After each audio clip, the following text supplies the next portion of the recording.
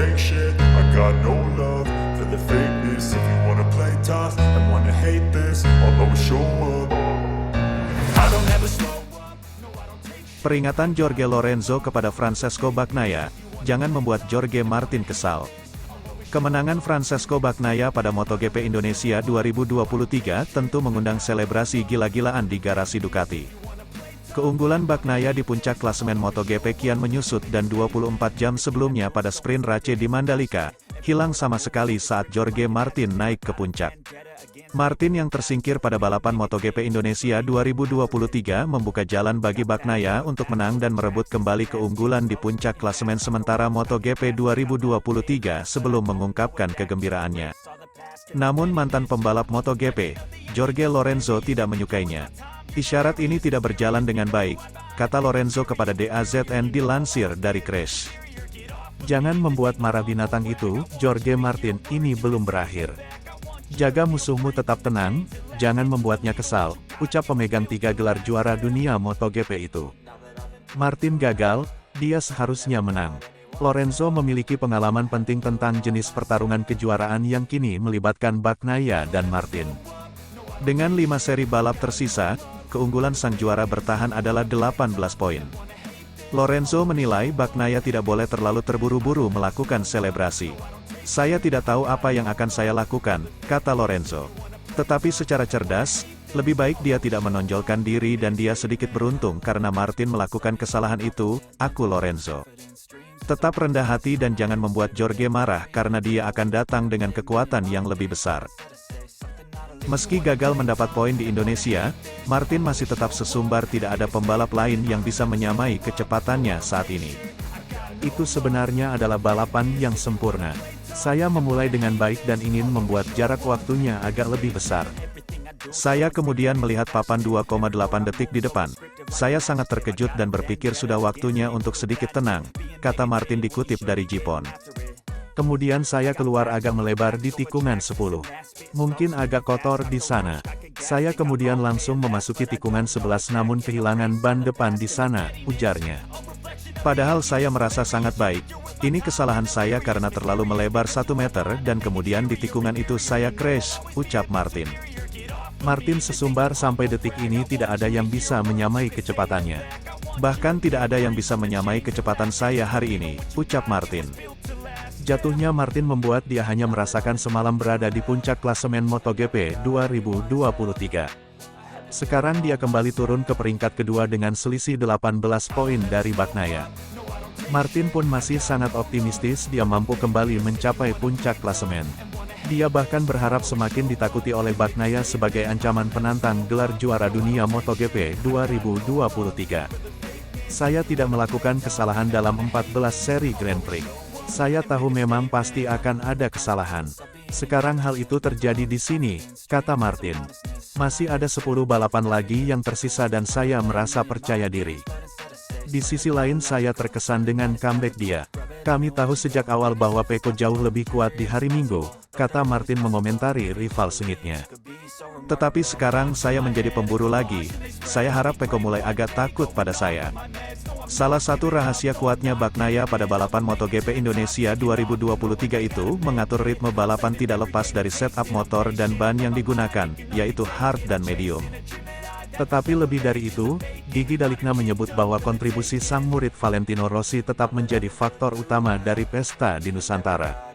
Ban belakang medium membuat perbedaan penting dan juga dari sudut pandang setup kami membuat beberapa perubahan, tutur Dalikna.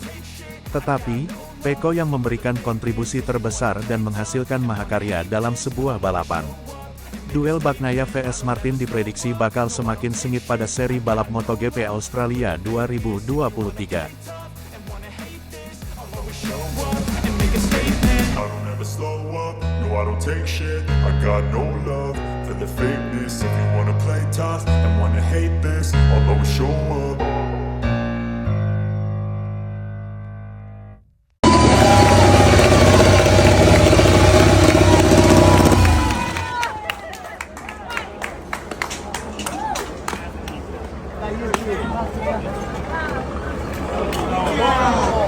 I don't ever slow up, no I don't take shit. I got no love for the fakeness. If you wanna play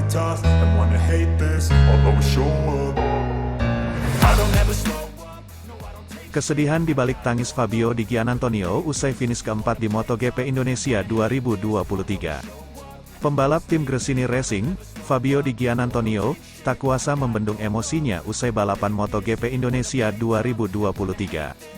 Fabio Di Giannantonio yang tampil heroik hingga finish keempat, langsung menangis sejadi-jadinya di Parc Ferme setelah balapan MotoGP Indonesia 2023 berakhir.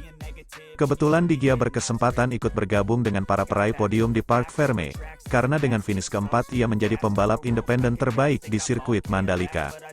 Pembalap bernomor 49 ini menangis di depan motor Desmosedici GP22 tunggangannya, hingga dihampiri oleh Paolo Ciabatti, Sporting Director Ducati, yang mencoba menenangkannya. Pembalap Italia ini mengaku sangat terharu dengan raihan terbaik dalam karir MotoGP-nya ini. Pembalap yang berulang tahun pada tanggal 10 Oktober kemarin ini, juga menyadari dirinya menjadi sorotan kamera setelah penampilan luar biasanya tersebut. Aku hanya memiliki sedikit momen di depan orang-orang di seluruh dunia dengan seluruh kamera menyorotku, kata Di Gia, dilansir Gridotto.com dari Speedway. Aku bekerja dengan sangat keras di berbagai area, bagaimanapun, beberapa bulan terakhir sangat sulit bagiku dan seluruh dunia seolah melawanku, jelas pembalap 25 tahun ini. Ia mengaku kritikan orang-orang sangat membuatnya tertekan, apalagi yang ada di media sosial sekarang ini. Aku ini seseorang dengan perasaan dan meski ini hanya sebuah olahraga, bagiku ini adalah seluruh kehidupanku, ungkap Di Gia.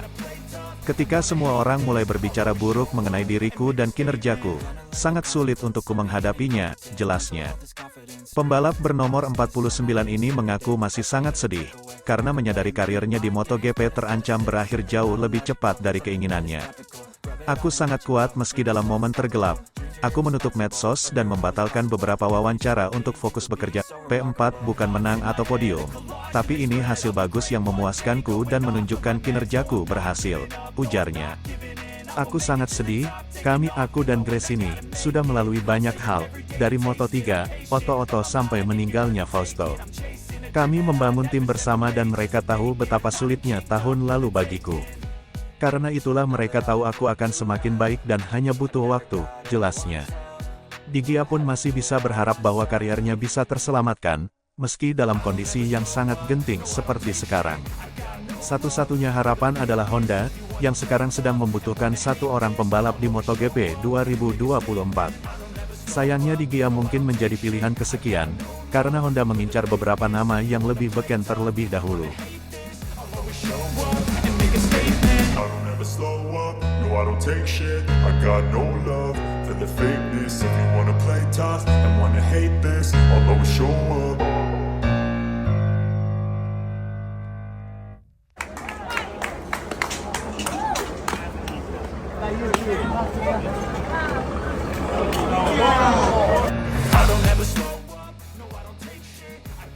Tim Repsol Honda kasih kode, bakal rekrut Fabio Di Giannantonio. Tim Repsol Honda membuat penggemarnya bertanya-tanya, dengan salah satu unggahan terbarunya di Instagram. Usai berakhirnya MotoGP Indonesia 2023, tiba-tiba akun Instagram tim Repsol Honda mengunggah foto Fabio Di Giannantonio, saat melaju beriringan dengan Joan Mir. Sontak unggahan tersebut membuat penggemar heboh, hingga menimbulkan spekulasi antara tim legendaris tersebut dengan Fabio Di Giannantonio. Sejumlah penggemar menganggap hal itu sebagai kode, bahwa raksasa Jepang tersebut mengincar Di Gia. Sebagaimana diketahui, saat ini Honda Racing Corporation, HRC, sedang mencari pembalap baru untuk mengganti Marc Marquez yang merapat ke tim Gresini Racing. Di Gia adalah salah satu pembalap yang sedang mencari tim, jadi wajar saja jika hal tersebut dianggap sebuah kode oleh para penggemar. Ada penggemar yang setuju, namun ada pula yang tidak sepakat jika pembalap Italia tersebut dipilih oleh Honda. 99% Fabio Di Giannantonio ke Repsol Honda, tulis @romi.3hidayat di kolom komentar unggahan tersebut. Jadi ceritanya tukeran nih, Marquez ke Gresini terus Di Gia ke Honda, apa gak mending Zarco ke Honda terus Di Gia ke LCR, sahut @andika _PMGKS 477. Jangan Di Gia, nurunin pamor nama Repsol Honda aja, minimal Oliveira lah, anjir hilang Marquez dapat Di Gia malah turun, jawab @pramudiat_. Akhirnya tandem Mir 2024 sudah terlihat, komen @m_alfurkan 96. Terlepas dari benar tidaknya, tim HRC memang harus segera menemukan pembalap idaman yang bisa menggantikan Marquez. Selain di Gia, mereka dikabarkan mengincar Maverick Vinales dan Miguel Oliveira. Vinales kemungkinan agak sulit, lantaran ia sedang mulai memperbaiki penampilannya bersama tim Aprilia Racing. Oliveira yang paling mungkin, apalagi sang rider juga tidak membantah bahwa ia mungkin berminat pindah ke tim raksasa tersebut. Selain itu Honda juga memiliki nama lain yakni Johan Zarco, yang awalnya didaulat menjadi pembalap tim LCR Honda musim depan. I don't ever slow up, no I don't take shit. I got no love for the fakeness. If you wanna play tough and wanna hate this, I'll always show